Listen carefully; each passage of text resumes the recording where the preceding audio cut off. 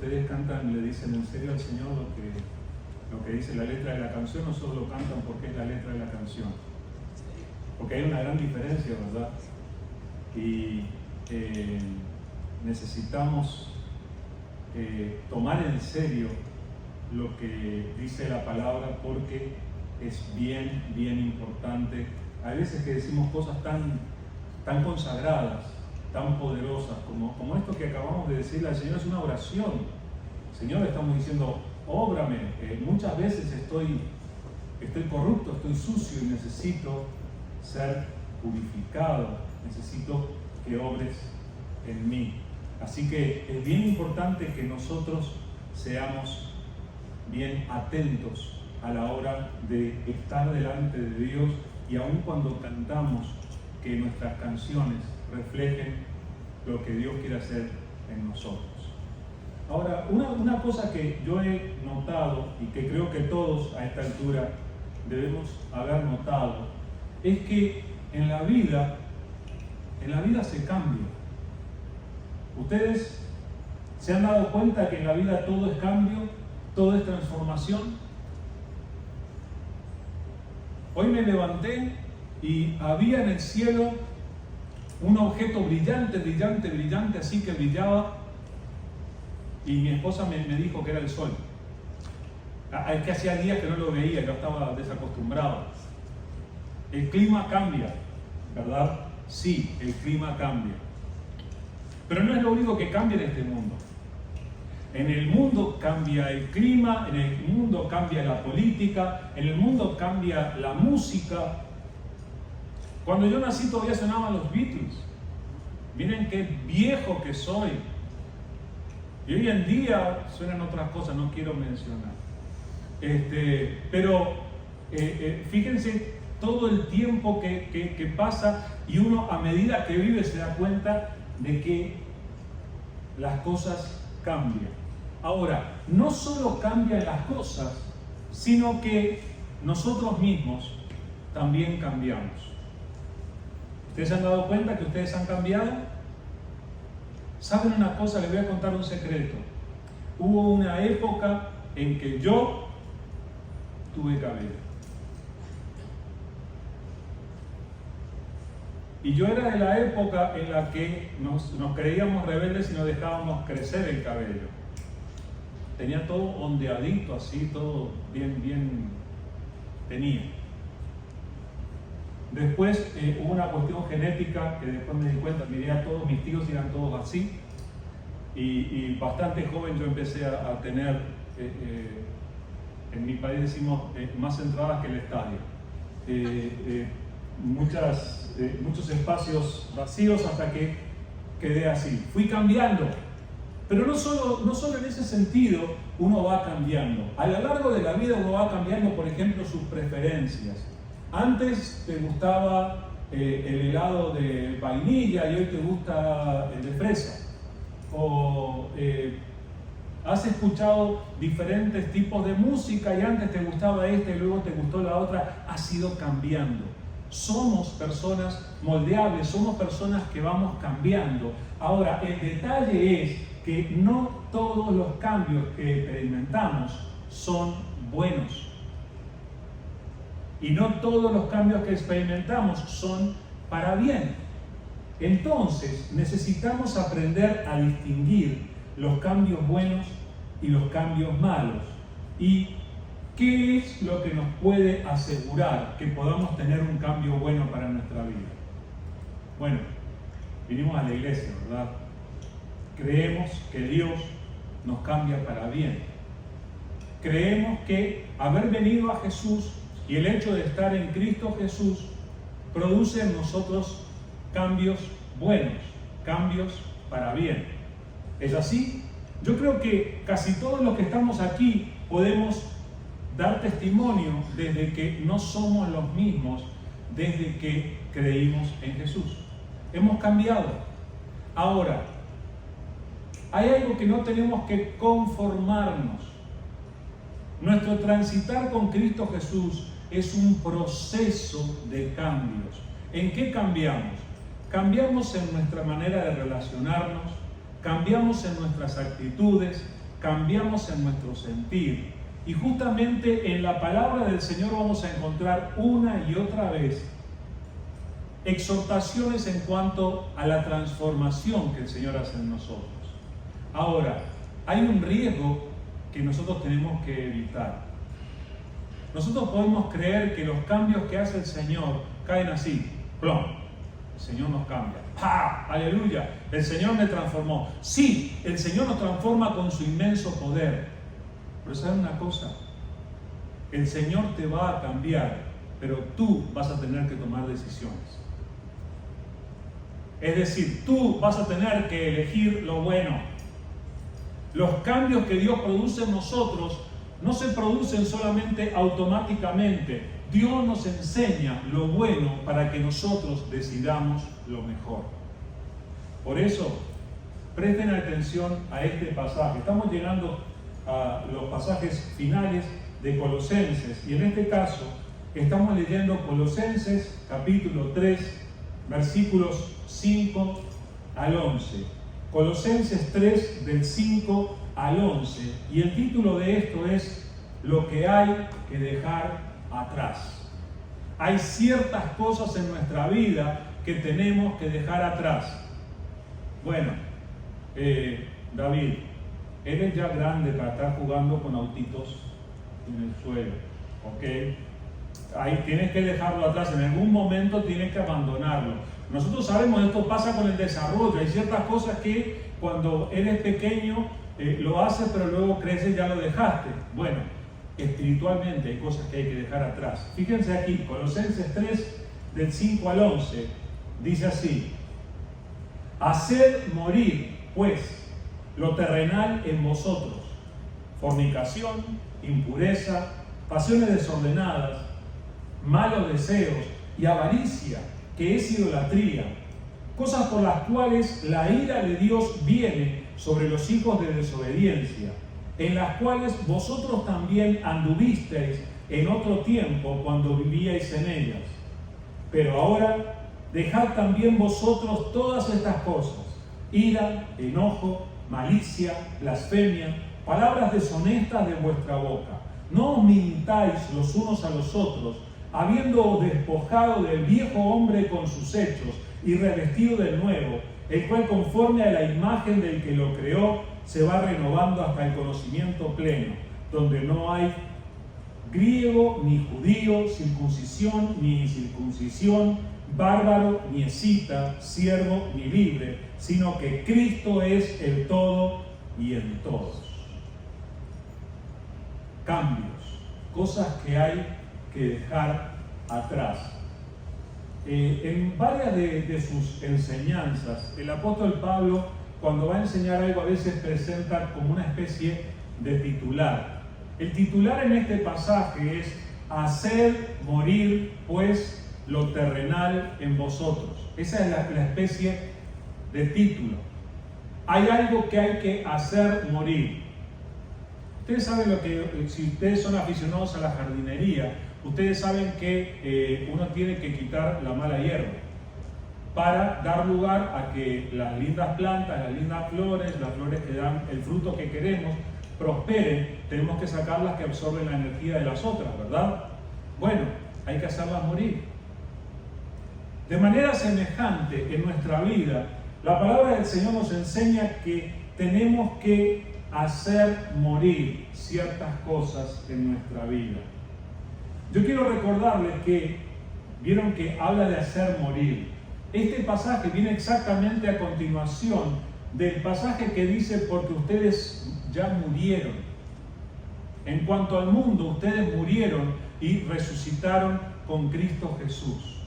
Pero ahora fíjense que viene la exhortación de que hagamos morir ciertas cosas en nosotros. ¿Qué cosas tenemos que hacer morir? Lo terrenal.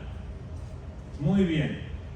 Ahora, ¿cuánto terrenal tienen ustedes? En mi casa hay un terrenal bien grande donde sale mi perrito para hacer sus necesidades. Tiene un inmenso baño. No, ese no es el terrenal al que nos referimos. Se refiere a las cosas terrenales que hay en nosotros, se refiere a lo que el mismo apóstol Pablo en otra carta llama las obras de la carne, se refiere a lo que corresponde a la naturaleza caída del ser humano. Desde aquella mala decisión que tomaron Adán y Eva en el jardín del Edén, se infiltraron en la vida de las personas, en nuestras vidas, actitudes y acciones que tienen que ver con lo terrenal. Y aquí es donde vamos a empezar a ver ciertas listas de cosas de las que Pablo quiere hablar, y él quiere ser bastante directo. Él no va a entrar en generalidades o no va a permitir que nos confundamos. Dice, hagan morir lo terrenal en ustedes. Estas cosas tienen que dejarlas atrás y no volverlas a tomar. Con esto tienen que terminar. ¿Con qué cosas? Miren la lista que el apóstol Pablo nos presenta. No dice fornicación. Estamos hablando de esas acciones que nos alejan de Dios, y que el pasaje aclara que la ira de Dios viene como consecuencia de estas acciones. Y fíjense cómo hay ciertas prácticas sexuales de nuestro comportamiento sexual que lo ofenden a Dios. Fornicación, por ejemplo. Luego menciona impureza. A eso le agrega pasiones desordenadas, malos deseos, y añade avaricia, que es idolatría. Miren qué interesante la lista de cosas que el apóstol Pablo dice, estas cosas háganlas morir. ¿Saben lo que quiere decir esto? Quiere decir, esta lista de cosas que ustedes tienen allí no tienen que estar más presentes en su vida. Los comportamientos sexuales fuera del matrimonio no corresponden a la vida de un hijo de Dios. Cuidado, Dios nos creó como seres sexuados y creó nuestra sexualidad.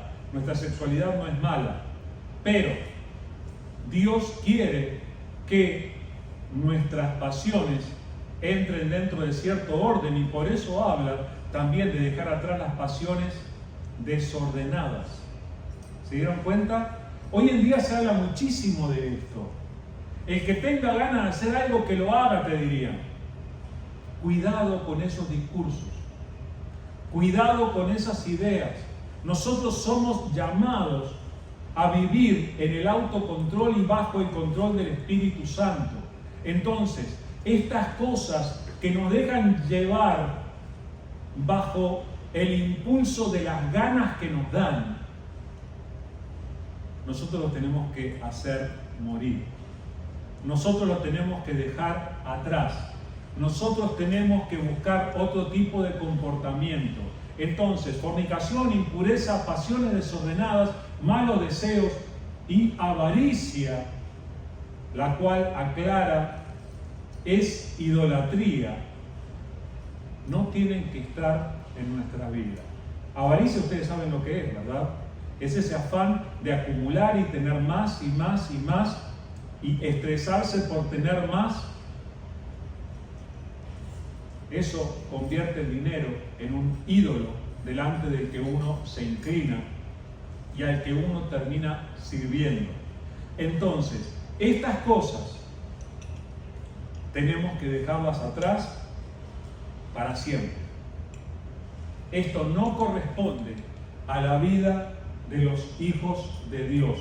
Estas son cosas por las cuales la ira de Dios viene sobre los hijos de desobediencia, en las cuales vosotros también anduvisteis en otro tiempo cuando vivíais en ellas. Eso es lo que dice la palabra de Dios. Cuando estábamos sin Cristo, nosotros vivíamos para esto, pero ahora, si creíste en Cristo Jesús, si Cristo Jesús es tu Salvador, si Cristo Jesús es el Señor de tu vida, estas cosas ya no tienen que formar parte de tu diario vivir, de tu comportamiento, de tu desempeño como persona, porque si algo creo que tenemos claro es que a ninguno de nosotros nos conviene caer bajo la ira de Dios. Cristo Jesús murió para que nosotros nos reconciliáramos con Dios. Entonces, por favor, no vivamos haciéndonos acreedores del enojo de Dios. Dios es nuestro Padre Celestial y quiere lo mejor para nosotros. Pero nosotros tenemos que tomar la decisión. Y fíjense que la palabra nos manda a nosotros. No es que automáticamente estas cosas se van a salir de nosotros y nunca más vamos a tener ganas de esto y esto. No. La palabra del Señor nos llama la atención para que nosotros tomemos la decisión. Hazlo morir. Se terminó. No te dejes llevar por esto. Basta con estos malos deseos. Ahora, antes vivíamos en eso, pero fíjate que hay una lista que añade a esta lista de lo que hay que dejar atrás. Un poquito más adelante dice que tenemos que dejar también estas cosas, dice la palabra: enojo, malicia, blasfemia, palabras deshonestas de vuestra boca, mentira. Dice directamente: no mintáis los unos a los otros.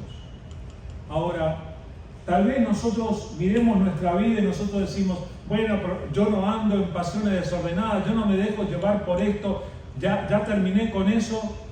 Pero ¿ninguno de ustedes se enoja? Todos nos enojamos a veces. Ahora, nosotros no elegimos enojarnos, nos ocurre, pero nosotros sí podemos decidir si prolongar el enojo o si actuar mal como resultado de un enojo. Entonces necesitamos tomar buenas decisiones con respecto a esto. La palabra dice: dejen también ustedes todas estas cosas. ¿Cuáles son las cosas? Ahí están. El enojo hay que dejarlo atrás. La malicia, la blasfemia. Ustedes saben qué mal que se habla.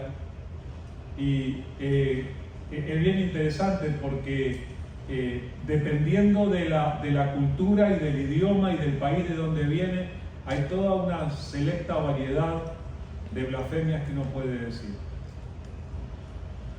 Tenemos que evitar la blasfemia. Palabras deshonestas. Hay ocasiones en las que nosotros podemos tratar de acomodar la verdad para que no quede tan incómoda. Podemos tratar de no decirlo todo para obtener cierto buen resultado. Cuidado. Cuidado. Saben que hay veces que la verdad nos puede perjudicar. Pero quiero decirte esto porque está en la palabra de Dios. Es mejor perjudicarse por decir las cosas como son que evitar perjudicarse falseando la verdad o mintiendo. Tengamos cuidado. La mentira no es de Dios. Si hay veces que tenemos que enfrentar la consecuencia de ciertas realidades diciendo la verdad, es la verdad. Y Dios honra eso. Nosotros tenemos que evitar las palabras deshonestas. Es interesante que entre las cosas que tenemos que dejar se refiera a cierta forma de comunicarnos, ya sea por las blasfemias o ya sea por las palabras deshonestas. Y luego es interesante que cuando habla de la mentira se refiere a nosotros. Le dice a los cristianos: no se mientan los unos a los otros. ¿Cómo? ¿Los cristianos podríamos mentirnos? Ajá, sí, puede ser. Y tenemos que dejar ese aspecto de nuestra vida. ¿Cómo y por qué? Dice en este pasaje: habiéndoos despojado del viejo hombre con sus hechos y revestido del nuevo. O sea, esto es algo que le ocurre a la persona que viene a Cristo. Cuando nosotros creemos en Jesús, nosotros creemos de verdad que hay algo que cambió en nosotros, no en nuestro aspecto físico, pero espiritualmente nuestro viejo hombre, nosotros nos despojamos de él. Y aquí habla como quien se quita una prenda de ropa.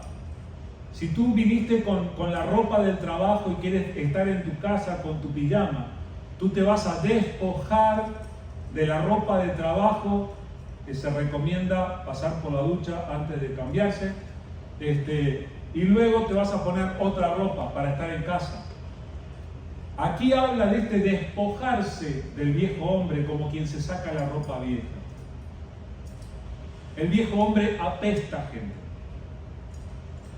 Apesta a mundo, apesta a naturaleza caída, apesta a lo que ofende a Dios. Entonces nosotros tenemos que dejar todas estas cosas de estas listas tan claras y tenemos que dejarnos del viejo hombre con sus hechos. Y estas listas representan los hechos del viejo hombre. Lo que te está diciendo Dios en su palabra es que siendo que eres una nueva criatura en Él, tienes que dejar atrás lo que era de la vieja criatura, lo de la vieja naturaleza. El pasaje dice, si alguno está en Cristo, nueva criatura es. Las cosas viejas pasaron, todas son hechas nuevas. Entonces, estas cosas de la vieja naturaleza nos tenemos que despojar del viejo hombre con sus hechos y tenemos que revestirnos del nuevo, y dice el pasaje, el cual conforme a la imagen del que lo creó, se va renovando hasta el conocimiento pleno. No dice se renovó, sí tenemos nueva vida en Cristo, pero la persona que ha creído en Cristo Jesús se va renovando. Esto habla de un proceso. Quiere decir que nosotros no somos los mismos que hace 3 años y creímos en Jesús hace cierta cantidad de tiempo, pero todavía no estamos igualitos que Cristo Jesús. Estamos en el proceso de cambiar. Ahora, quiera Dios que en este proceso nosotros estemos notando los cambios. Uno puede decir, wow, en esta situación que ocurrió, no respondí como hubiera respondido hace 2 años. Hubiera respondido de tal manera y ahora Dios ha hecho algo en mí. Respondí de una manera diferente. No fue el mismo temor, no fueron las mismas blasfemias, no fueron las mismas palabras deshonestas, no fue el mismo enojo. ¿Por qué? Porque estamos en un proceso en el que el Señor nos está llevando hacia el conocimiento pleno. En este conocimiento pleno, dice el pasaje, que no hay griego ni judío, circuncisión ni circuncisión, bárbaro ni escita, siervo ni libre, sino que Cristo es el todo y en todos. La gente del discurso de la identidad de género estaría feliz con este versículo porque habla de igualdad. Somos todos iguales. Pero cuidado, no está hablando de justicia en la tierra, está hablando de la iglesia de Jesucristo. Y en la iglesia de Jesucristo no hay mejores ni peores, no hay americanos e hispanos, no, somos todos iguales delante del Señor, no hay siervos ni libres. Fíjense que en la misma congregación, en Colosas, en Jerusalén, en Roma, en donde fuera, el esclavo y el libre tenían el mismo nivel delante de Dios. Eran uno en Cristo Jesús, y Cristo es el todo en todos. Así que algo con lo que terminamos también cuando venimos a Cristo es con la comparación. Usted no es mejor que yo no soy mejor que usted. Delante de Cristo Jesús nosotros somos uno y no hay diferencias entre nosotros. Ahora, dejamos todas esas cosas, pero también hay que elegir vivir ciertas cosas. Y el apóstol Pablo se toma el trabajo de decirnos, dejen tales cosas, pero elijan vivir ciertas cosas. Lo que leemos está en los versículos 12 y 13 de Colosenses 3. Dice así la palabra del Señor: vestidos, pues, como escogidos de Dios, santos y amados, de entrañable misericordia, de benignidad, de humildad, de mansedumbre, de paciencia, soportándoos unos a otros y perdonándoos unos a otros si alguno tuviere queja contra otro. De la manera que Cristo os perdonó, así también hacedlo vosotros. Así que hagan morir tales cosas, dejen también todas estas cosas. Pero ahora nos está hablando de cómo debemos vestirnos, se está refiriendo a cómo debemos actuar ahora y los cambios que tienen que haber, y son cambios, dice, vestidos como escogidos de Dios, santos y amados. Y yo quiero referirme por un momento a nuestra nueva identidad. El Señor nos da una nueva identidad en Cristo. ¿Saben lo que es una nueva identidad, verdad? El Señor te da un nuevo pasaporte. El Señor te cambia el nombre. O sea, no eres la misma persona sin Cristo que con Cristo. En Cristo Jesús, el Señor dice, ahora eres esto. ¿Qué es lo que somos en Cristo? El pasaje dice que somos escogidos de Dios. Asúmelo para ti mismo. Dios me eligió, soy escogido. Yo creo que me he referido algunas veces, vengo de un país donde el fútbol es todo. ¿Y qué es lo que hacen los niños? Lo que hacían en mi época, nosotros salíamos afuera a jugar al fútbol en la calle. Nos apropiábamos de una esquina, interrumpíamos el tránsito y todo, para jugar fútbol. Y lo que hacíamos era que el que elegía equipo era, de un lado, el dueño de la pelota, pues no todos teníamos pelota, éramos un poco pobres, y del otro lado el que jugaba mejor. Era así. Y elegían los equipos. Iban eligiendo, empezando por los mejores jugadores. Y yo no era uno de esos. Entonces uno se iba quedando, esperando, cuando ya no quedaba casi nadie, uno miraba alrededor y quedaba el niño de 4 años y uno dice, y finalmente alguien decía, bueno, él juega conmigo. Pero uno se sentía especial cuando uno era elegido, cuando uno era escogido. Hasta el día de hoy, cuando alguien te llama a formar parte de un equipo, de un grupo, te sientes especial. Y es más, cada uno de nosotros que hemos formado pareja, a ti te eligieron, ¿sabes? Estamos en los 8.500 millones de personas viviendo en el planeta. Entre todos ellos, tu pareja te eligió a ti. No es que no tuviera opciones. Y eso te hace sentir especial. Te has sentido especial porque has sido elegido. Ahora, mucho más especial nos hace el hecho de que Dios nos escogió. Dios escogió a todos aquellos que creyeron en Cristo Jesús. Y somos parte de una excelsa minoría. Esto es parte de nuestra identidad.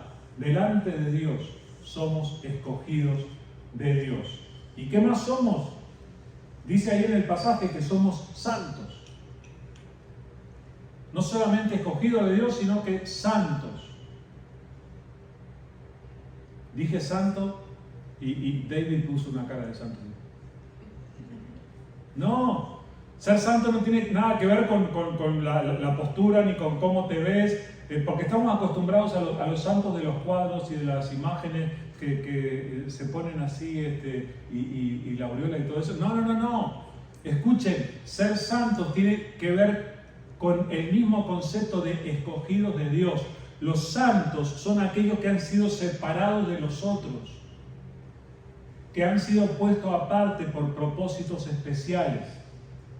Entonces, estamos hablando de que nosotros en Cristo Jesús hemos sido puestos aparte para Dios. Escogidos de Dios, santos, y me encanta el tercero de nuestra identidad, amados. amados. Cada uno tiene a aquellas personas que lo llama los míos, ¿verdad? Especialmente los de su familia y que son amados. Ahí está Vela, así con Alicia. ¡Qué lindo! Tú eres mía, le dice. Eres de los míos. Ese sentido de pertenencia que da a sentirse amado es especial. Eso es lo que Dios quiere hacer con nosotros. ¿Saben con qué nos compara la palabra del Señor en nuestra relación con Dios? Con la gallina cuando cuida a sus pollitos. ¿Dónde los mete? Debajo de sus alas. Ahí viene. Cuando viene la tormenta, los pollitos están allí. Cuando viene la noche, los pollitos están allí. Súper protectiva la gallina. En su palabra Dios nos compara con eso. Somos sus amados. Dios nos cobija. Dios presta atención. Acabamos de leer en el estudio ese pasaje que dice que Dios tiene cuidado de nosotros. Entonces, estas son las partes de nuestra nueva identidad en Cristo. Pero nuestra identidad tiene que ir acompañada de nuestras nuevas actitudes. No solo lo que somos cambia, sino que tienen que cambiar nuestras actitudes. Y vieron que en cuanto a lo que hay que dejar, la palabra nos dio listas. Bueno, en cuanto a nuestras nuevas actitudes, la palabra también nos da esta lista. Tenemos que vestirnos de entrañable misericordia. Misericordia es la forma en la que Dios ama. Misericordia es pasar frente a una persona en necesidad y conmoverse por la necesidad del otro. Quebrantarse cuando el otro está necesitando. Entonces tenemos que vestirnos de entrañable misericordia. Y a mí, además, me llama la atención que habla de entrañable misericordia. Es algo que nos brota desde las entrañas, que tiene que venir de lo más profundo de nosotros. Esto tiene que ser una característica de nosotros como hijos de Dios. Y el resto de las actitudes. Benignidad. Tenemos que ser benignos. Humildad. Tenemos que ser humildes. Mansedumbre. Tenemos que ser mansos. Paciencia. Este es el que no nos gusta. Queremos las cosas y las queremos ahora. Pero tenemos que vestirnos de paciencia. Y en cuanto a la paciencia, agrega que tenemos que hacerlo soportándonos y perdonándonos. Cuando uno lee esta lista de cosas, uno no puede evitar darse cuenta de que esto es lo que describe a Jesús. Esto es lo que describe a Dios. Dios es así. Dios nos trata así a nosotros. A mí me asombra la humildad y la mansedumbre que Jesús manifestó en su ministerio. Siendo el Hijo de Dios, teniendo todo el poder, viene Pilato, Poncio Pilatos, el procurador romano, y le dice: ¿no sabes que yo tengo el poder para hacerte morir o para dejarte libre? Ningún poder tendría si no te fuera dado de arriba, le dijo Jesús. Y yo me lo imagino a Jesús aguantándose, mansedumbre, mansedumbre, mansedumbre, porque si no a este lo destruyo. Pero no lo hizo. Y con mansedumbre y con humildad dejó que ese hombre lo enviara a la cruz por nosotros. Estas son características de Jesús. Pero la palabra lo que nos está diciendo es que nosotros tenemos que llevar estas características. Tenemos que ser modelos de misericordia. Tenemos que ser benignos con los demás. Tenemos que ser humildes. Ustedes saben lo que es lo contrario de la humildad, ¿verdad? La soberbia, el orgullo. Dejemos a un costado eso. Tenemos que ser humildes. No mostrarnos como mejores que nadie. Tenemos que tener mansedumbre. Mansedumbre es esa capacidad de tener el temperamento bajo control. ¿Cuántas cosas le dirías a tal y tal persona?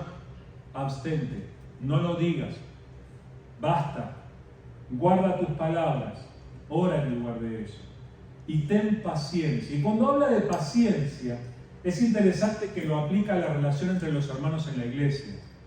Porque dice, soportándoos los unos a los otros. Oigan, hermanos, con todo cariño y afecto, aunque les caiga gordo, me tienen que soportar. Me van a tener que aguantar, si van con Cristo, nos vamos a tener que aguantar una eternidad, así que prepárense. Soportándoos los unos a los otros. Y todavía añade, y perdonándoos los unos a los otros si alguno tuviere queja contra el otro. ¿Saben lo que está anticipando la palabra del Señor? La palabra del Señor está anticipando el hecho de que vamos a fallarnos los unos a los otros. Nos vamos a equivocar. Nos vamos a herir unos a los otros. ¿Y qué hacemos cuando algún hermano aquí me hiera? ¿Me busco otra iglesia, pues? ¿Eso es lo que se hace o no? No, Señor. Dice aquí, soportándoos y perdonándoos. Eso habla de restauración en las relaciones. Pero además de esto, además de estas cosas, estas actitudes que tenemos que vestirnos, tenemos ciertos esenciales, los esenciales que no nos pueden faltar. Aquí en Colosenses 3, 14 al 17 están escritos los esenciales. Dice Colosenses 3, 14 al 17, y sobre todas estas cosas, vestidos de amor, que es el vínculo perfecto. Y la paz de Dios gobierne en vuestros corazones, a la que asimismo fuisteis llamados en un solo cuerpo, y sed agradecidos. La palabra de Cristo more en abundancia en vosotros, enseñándoos y exhortándoos unos a otros en toda sabiduría, cantando con gracia en vuestros corazones al Señor con salmos e himnos y cánticos espirituales. Y todo lo que hacéis, sea de palabra o de hecho, hacedlo todo en el nombre del Señor Jesús, dando gracias a Dios Padre por medio de Él. Nos dijo cuáles son las actitudes que tenemos que vestirnos. Ahora, estos son los esenciales. Y el primero es el amor. No nos puede faltar amor. Dice, sobre todas estas cosas, a esa mansedumbre, a esa benignidad, a esa humildad, sobre todas esas actitudes, tenemos que ponerle amor. El amor que es el vínculo perfecto. Tenemos que vivir como aquellos que han sido amados tanto que nosotros podemos amar a las personas, aún a aquellos que no nos aman. Los podemos amar y los tenemos que amar. Y especialmente nosotros tenemos que aprender a amarnos como hijos de Dios, como el pueblo de Dios. El otro esencial es la paz. Fuimos llamados a la paz. La paz de Dios gobierne en vuestros corazones, a la cual asimismo fuisteis llamados en un solo cuerpo, y ser agradecidos. Fuimos llamados a tener paz. Me encanta cómo dice esto, que la paz gobierne aquí dentro. ¿Gobierna la paz en tu interior? ¿Llega a llenar tu corazón la paz de Dios? Es esencial. Y luego, el otro esencial que no debe faltar en la vida de un hijo de Dios es la palabra. La palabra tiene que estar presente. La palabra de Cristo more en abundancia en vosotros, enseñándoos y exhortándoos unos a otros en toda sabiduría. La palabra, ¿cómo tiene que estar? Un poco.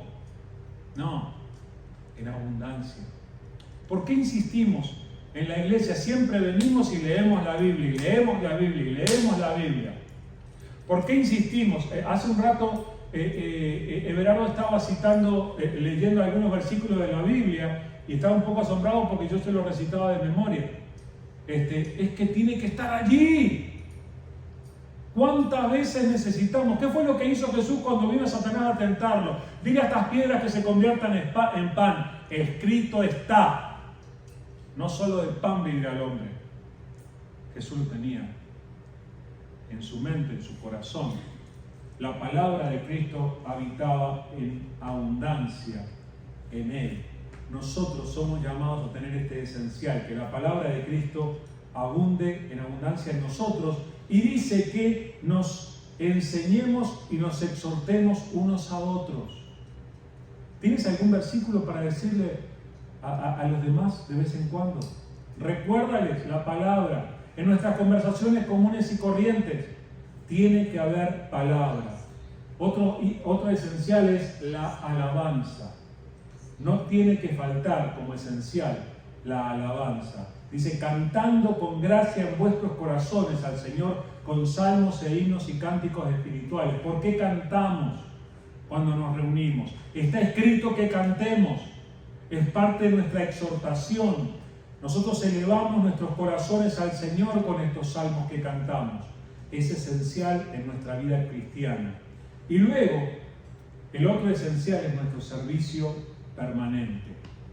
Los hijos de Dios tenemos que vivir sirviendo al Señor. Dice, todo lo que hacéis, sea de palabra o de hecho, hacedlo en el nombre del Señor Jesús, dando gracias a Dios por medio de Él.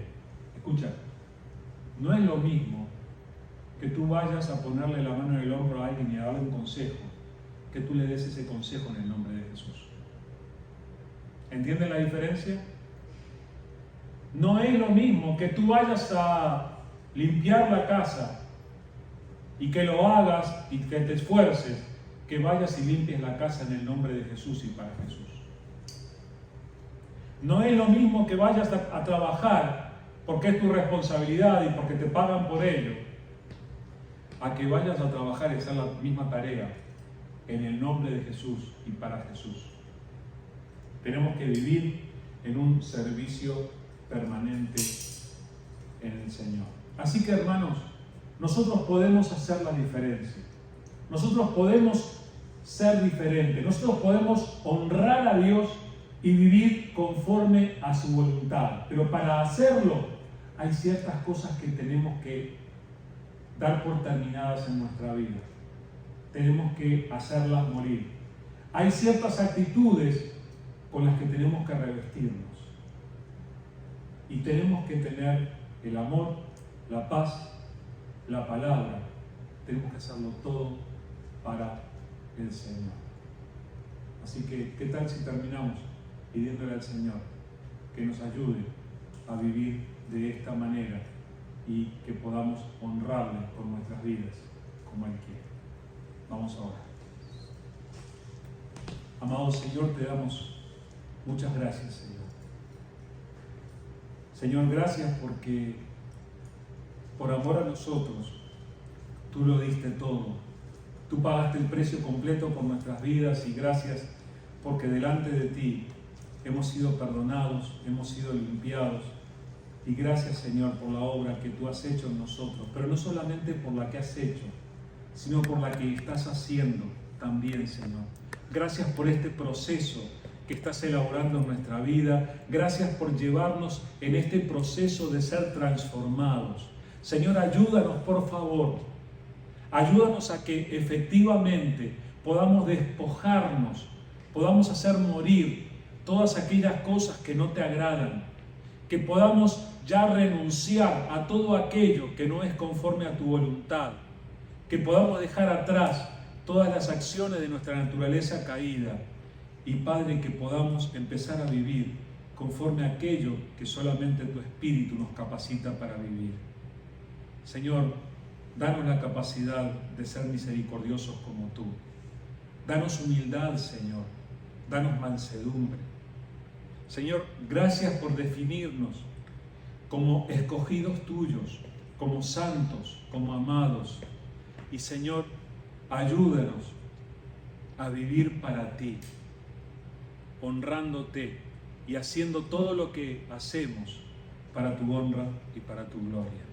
Señor, aquí estamos delante de ti. Solo tú puedes hacer de nosotros el milagro que hace falta para que otros te vean en nosotros.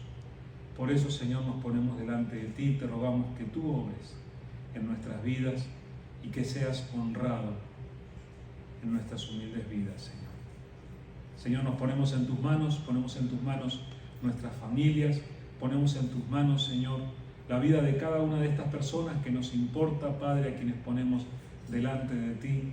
Señor, delante de esta congregación y delante de ti pongo también a mi suegra en estos momentos de dificultad, Señor, que tú estés poniendo tu mano sobre ella, que tu presencia esté rodeándole y que tú también estés tocando a la familia en este momento especial.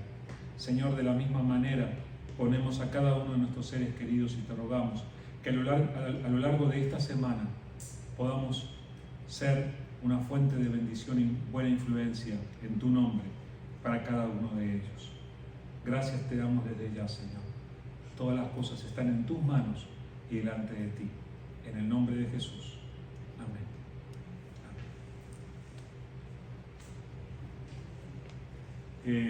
Les agradezco si siguen orando por la señora Carmen, que es mi suegra.